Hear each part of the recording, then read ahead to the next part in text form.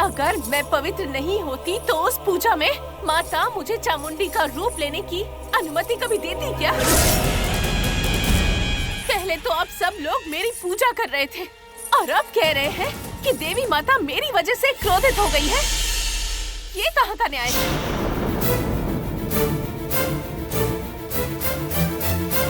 हवेली में रहने वाले इन लोगों से आप कैसे इंसाफ की उम्मीद कर सकते हो? और आप लोग आखिर कब तक इनके हाथों की कठपुतली बनकर ऐसे जीते रहेंगे?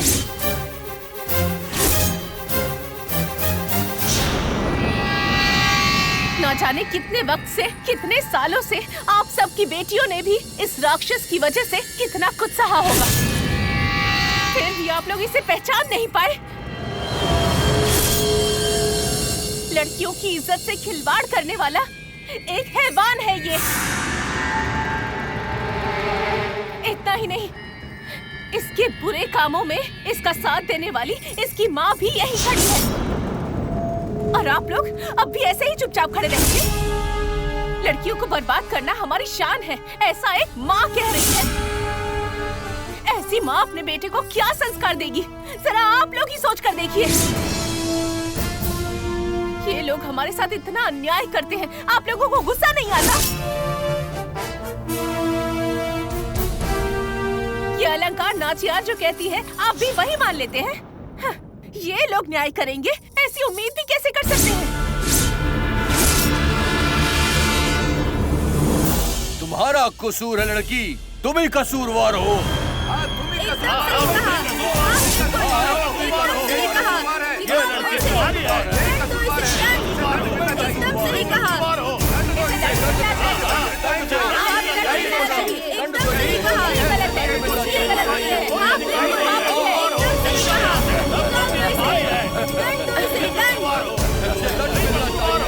चाहिए, दंड दो, अभी दंड मिलना चाहिए। यही दोषी है।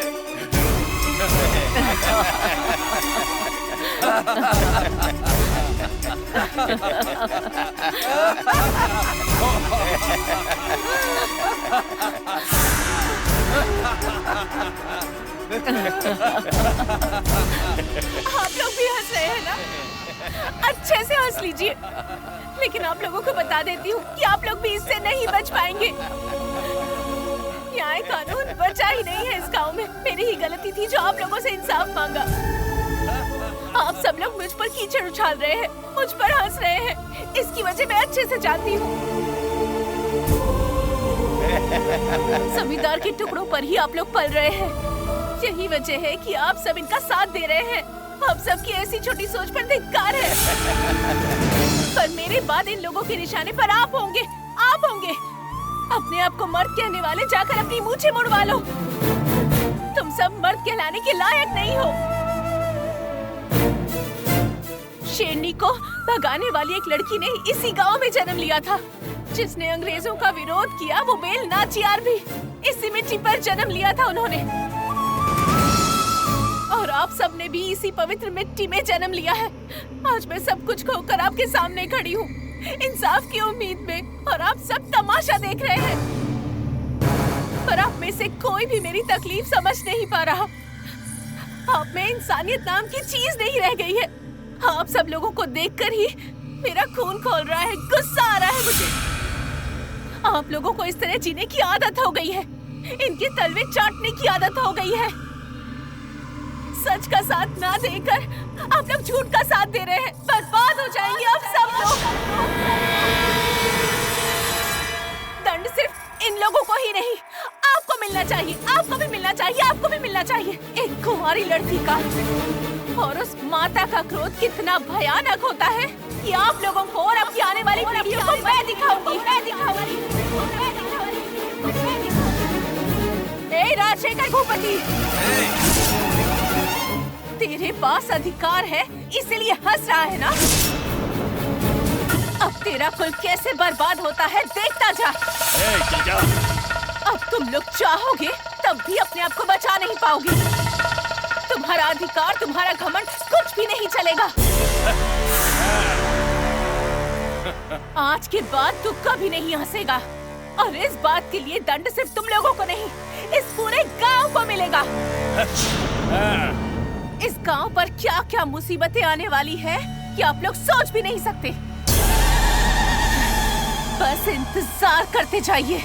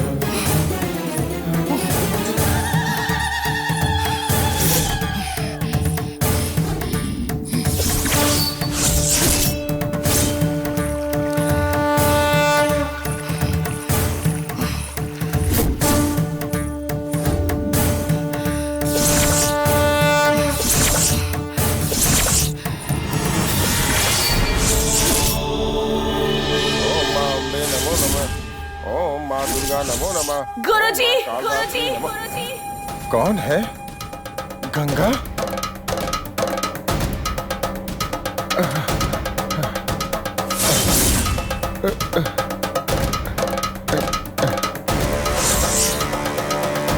क्या हुआ बेटी? मेरी हालत देख रहे हैं आप? चामुंडेश्वरी देवी का रूप लेने वाली की हालत देख रहे हैं आप?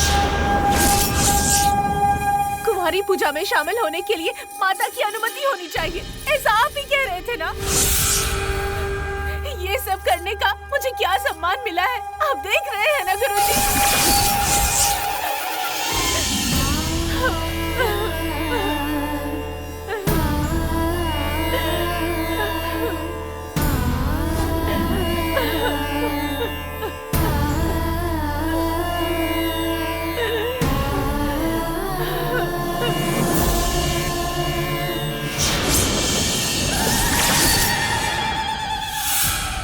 माता, कुमारी पूजा में शामिल होने से मेरी जिंदगी खुशियों से भर जाएगी।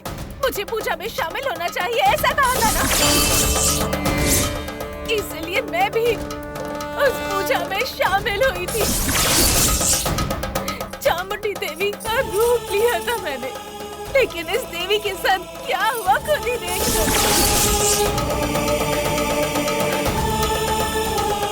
देखिए, इस चामुंडी अवतार के साथ इस गांव के लोगों ने क्या किया। उस जमींदार ने मेरे साथ जबरदस्ती की। उस राक्षस को ये भी नहीं दिखा कि मैं चामुंडी अवतार हूँ। तो इस देवी रूप का क्या मतलब? बोलिए, आप ही बोलिए कि मैं कोई वैश्या हूँ क्या?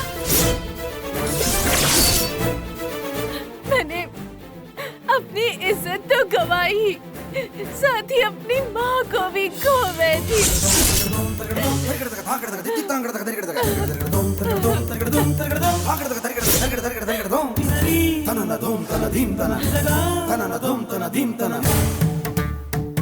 पंचायत में उन्हें बुलाकर मैंने न्याय भी मांगा, पर न्याय नहीं मिला।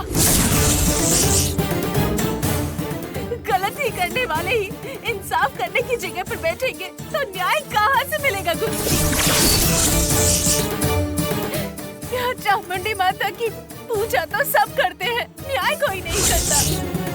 बड़ी उम्मीद लेकर पंचायत में गई थी कि न्याय मिलेगा, लेकिन हुआ क्या?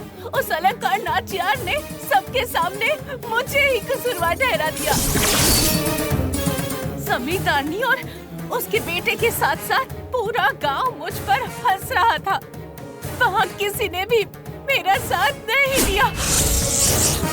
वहाँ तो मुझे न्याय नहीं मिला, तो अब मेरे साथ न्याय देवी माँ को ही करना होगा।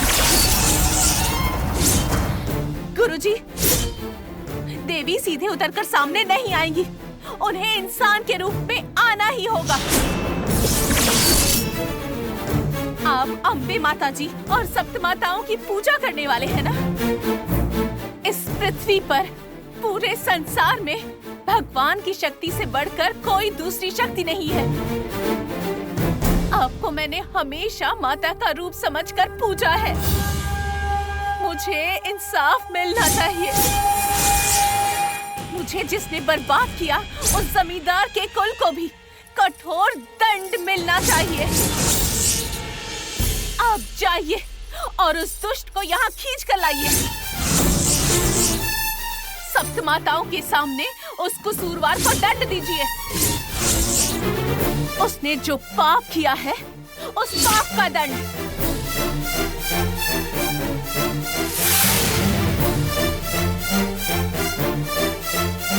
जाइए, राजशेखर भूपति को खींच कर ले आइए।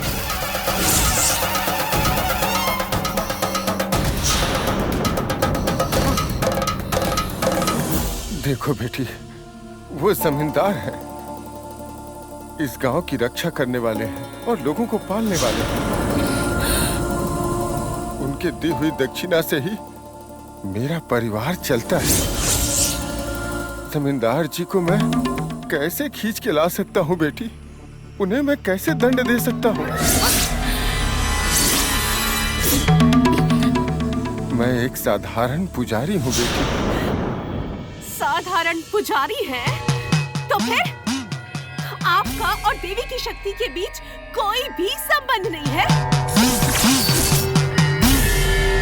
रोज माँ की जो पूजा आप करते हैं वो सिर्फ रोजी रोटी के लिए करते हैं। अगर किसी दिन माता की प्रतिष्ठा पर कोई आ जाए तो आप अपनी रोजी बचाने के लिए चुपचाप खड़े होकर तमाशा देखते रहेंगे। इसका मतलब आप ये रोज जो मंत्रों का उच्चारण करते हैं उनमें भी कोई शक्ति नहीं है। आप ढोंगी हैं। आपकी पूजा सब ढोंग है। आपकी जिंदगी ढोंग है। तो फिर किसे बेवकूफ बना रहे हैं आप? ये सब पूजा पाठ का दिखावा क्यों? लोगों के लिए ना, या नहीं इन माताओं के लिए?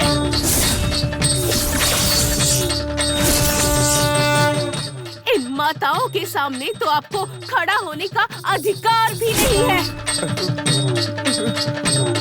चले जाइए यहाँ से। चले जाइए, जाइए, चले जाइए।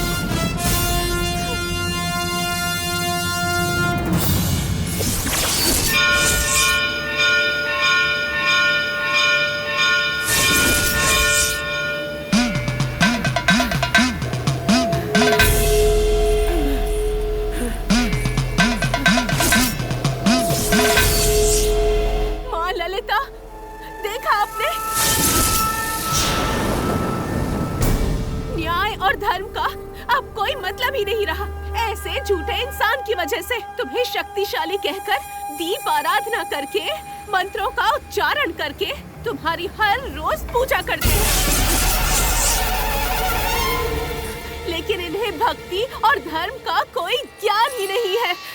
ऐसी पूजा करने का क्या मतलब है? ऐसे दुष्ट इंसान के द्वारा की गई पूजा को तुम स्वीकार कैसे कर सकती हो? माँ ललिता माता, मुझे अब इन लोगों पर जरा भी भरोसा नहीं। मेरे साथ जो अन्याय हुआ है उसका न्याय तुम ही करो। उसने मुझे अकेला करके मेरी जिंदगी को बर्बाद कर दिया है माता। इस गांव के सारे लोग मिलकर भी मुझे न्याय नहीं दिला सके। तुम्हारे पास न्याय मिलेगा ये सोचकर मैं तुम्हारे भरोसे यहाँ आई। मेरी जिंदगी बर्बाद करने वाले उस राजशेखर भूपति को तुम्हें दंड देना ही होगा। उसने जो कुकर्म किया है उस पर गर्व करने वाली उसकी माँ को भी तुम्हें दंड देना होगा। उस जमींदार को और उसके साथ साथ मुझ पर हंसने वाले गांव के हर एक इंसान को तुम्हें दंड देना होगा। तुम्हें न्याय करना होगा। के सामने उन लोगों को दंड मिलना ही चाहिए। जाओ। तुम्हें उस दुष्ट को मेरे कदमों पर लाकर गिराना ही होगा। उसे अपने पाप का कठोर दंड देना होगा। उस दुष्ट पापी को मरते हुए अपनी आंखों से देखना चाहती हूँ मैं, ताकि वो किसी भी लड़की के साथ जबरदस्ती करने की कभी सोचे भी ना। जाओ। उस राजशेखर भूपति को खींच कर लाओ और उसे उसके पापों का दंड दो। दंड दो उसे, दंड दो माता।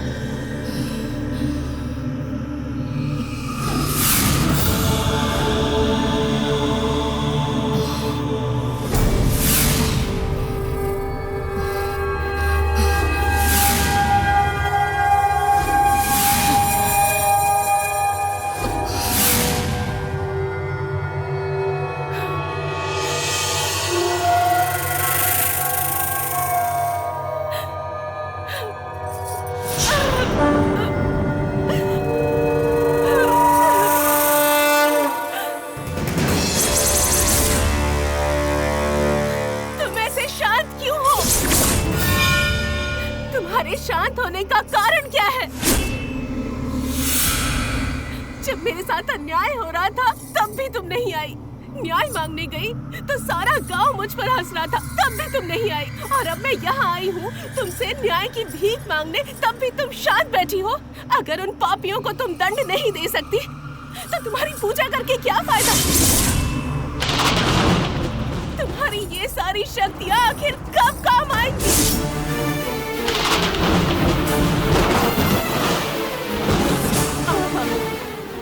तुम्हारी भक्त यहाँ मुसीबत में है और तुम चुपचाप सब देख रही हो। मेरी दर्द भरी आवाज, मेरी प्रार्थना तुम्हारे कानों तक नहीं पहुँच रही। उस पापी को दंड देने कह रही हूँ तो तुमसे वो भी नहीं हो रहा। पूरी दुनिया तुम्हारी पूजा अर्चना करती है पर तुम्हारा तो कोई अस्तित्व ही नहीं।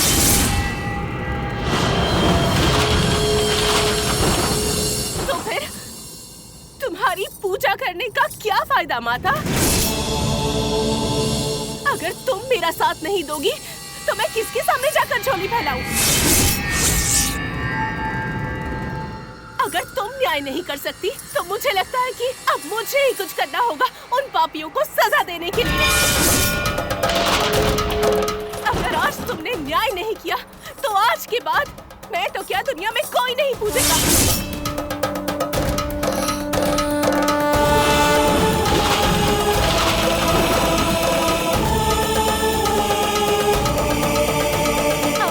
को सजा मिलेगी, मैं दूंगी। उस शैतान ने मेरे साथ जो भी किया उसकी सजा मैं दूंगी। दंड क्या होता है अब मैं बताऊंगी उन्हें। मैं दूंगी उनके पापों की सजा।